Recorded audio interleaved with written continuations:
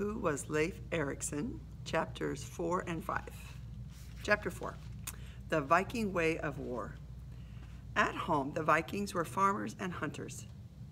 Community and family life were important to them, but on the open sea and on their summer raids, the Vikings were a force to be reckoned with. Expert sailors and fearless warriors, they knew what they wanted, and they did whatever it took to get it. Young Leif Erikson came from a family with a tradition of violence and banishment. His father was known for his bad and murderous temper. So Leif Erikson, like all Vikings before him, had to learn how to fight. Viking warriors had a number of weapons in their collections. Javelins were short spears thrown from a distance. Their barbed tips, curved into a small hook shape, would get caught in an enemy's shield. And because javelins were made of flexible steel, they bent and warped when they hit their targets. This made it harder for the javelin to be thrown back at the Viking warrior. The Viking long spear, which could be up to 6 feet long, was probably the most common weapon. It was often thrown like the javelin. Axes were also used in battle. A short axe was small enough to be held in one hand. The long axe, up to 6 feet in length, had to be held with 2 hands. Its 12-inch blade could chop through an enemy's armor or split a helmet with a single swing. Swords were used by only the wealthiest Viking warriors. Their double-edged blades were made of iron, and their handles were often decorated with gold and silver. More common in a Viking's deadly toolkit was a long, single-bladed knife known as a sax. The sax could be used in battle or at the dinner table. For protection, Vikings carried brightly painted wooden shields. These lightweight shields sometimes came with straps attached, so they could be worn like backpacks when not in use. In battle, the Vikings used their shields to create a shield wall. By interlocking their shields, they could protect themselves from flying arrows as they moved closer and closer to their enemy. What's for dinner? The Vikings had a relatively rich and healthful diet. They ate meat every day, a boiled lamb or beef stew, or some bacon. They hunted animals from puffin to elk and fished quite a lot. Herring, which was plentiful, could be dried, pickled, salted, or smoked.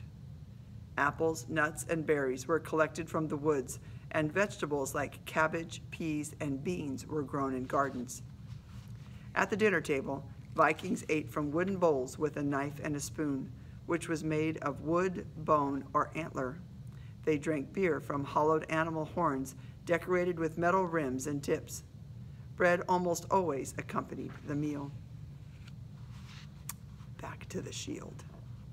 Once the shield wall broke through the enemy's line, a second group of Vikings came in behind the shield wall, hacking away with their axes and swords.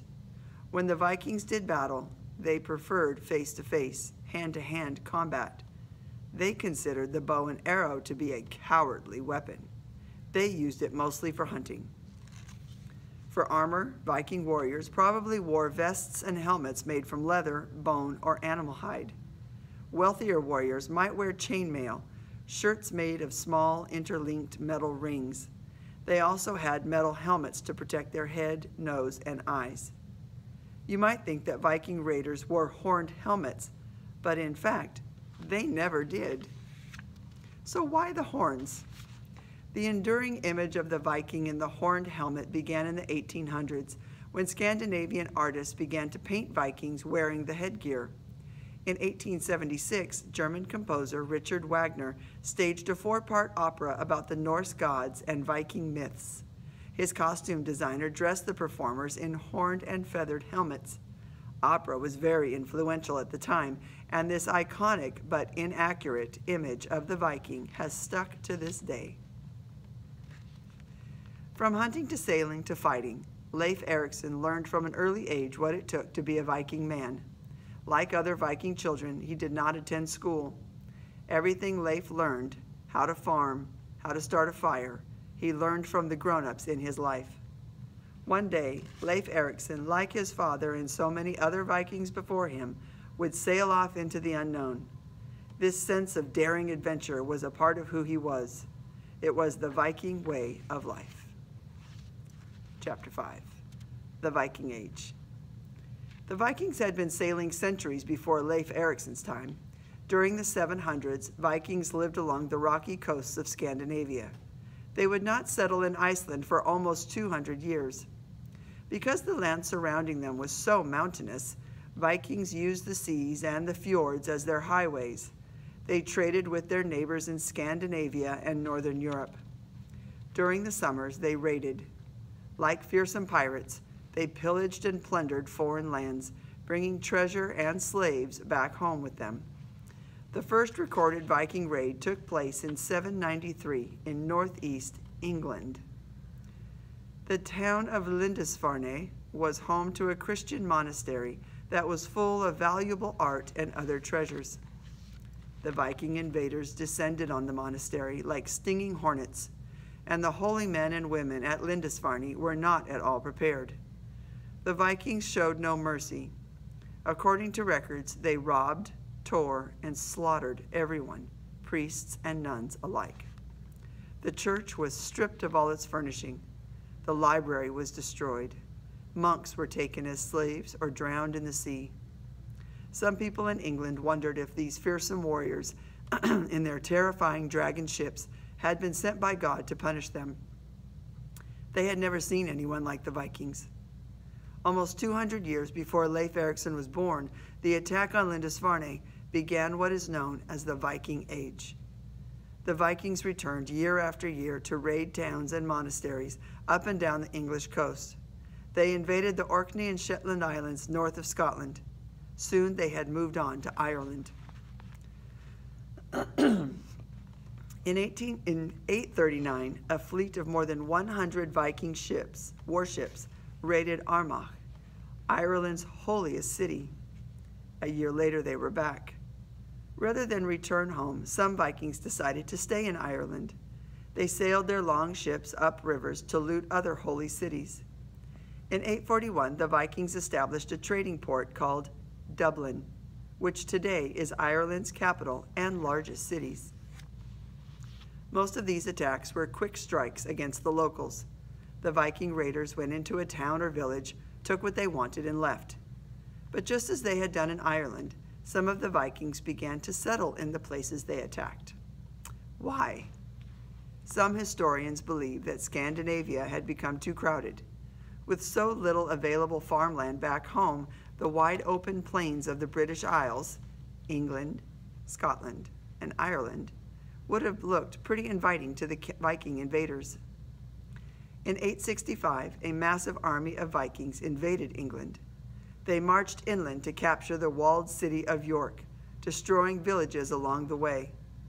In the following years, they conquered much of the surrounding countryside.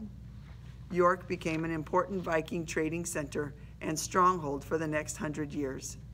The raids continued across Europe.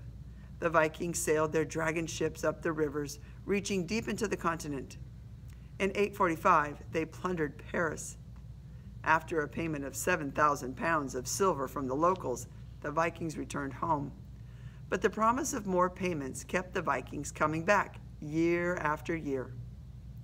People learned to pay whatever they could scrape together to keep the Vikings out of their towns.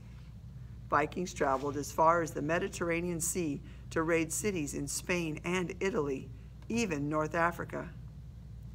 While Viking women typically looked after the homestead, some joined the raids as doctors and cooks. They fixed broken weapons, sewed up nasty wounds, reset broken bones, and even amputated limbs. A few female warriors even fought alongside the men. Trade also flourished during the Viking Age. Loaded with goods such as furs, timber, and ivory, Viking traders from Sweden did business as far away as Constantinople, capital of the Byzantine Empire, in present-day Turkey. A journey of about 2,000 miles. They traded their stolen loot for the things they did not have, like silk and spices. Viking traders reached Constantinople by sailing the rivers of Eastern Europe to the Black Sea. Along the way, they conquered cities like Kiev, the capital of modern-day Ukraine, and set up trading posts. Some historians believe that a tribe of Vikings, called a tribe of Viking traders called the Rus gave the country of Russia its name. The Viking Age lasted for more than 250 years. During that time, Vikings in England and Ireland began to settle in with the local populations. Viking rulers began converting to Christianity, and their subjects followed suit. Around 954, the Viking king of England was kicked off the island, but in 1013, the Vikings returned and for nearly 30 years ruled England once again. After being kicked out of England again, the king of Norway tried one last time to conquer England. He was killed in battle outside York. The year was 1066. The age of Viking rule outside Scandinavia was over for good. Viking words in English. The Vikings spoke a language called Old Norse. Many Norse words survive today in the modern English language. Husbandi means house occupier or husband. Burkur, meaning tree skin, became bark in English. Hap, Old Norse for good fortune, turned into happy. And it would be a pretty unhappy and rotten birthday, rotin, meaning decayed, without a birthday caca, cake.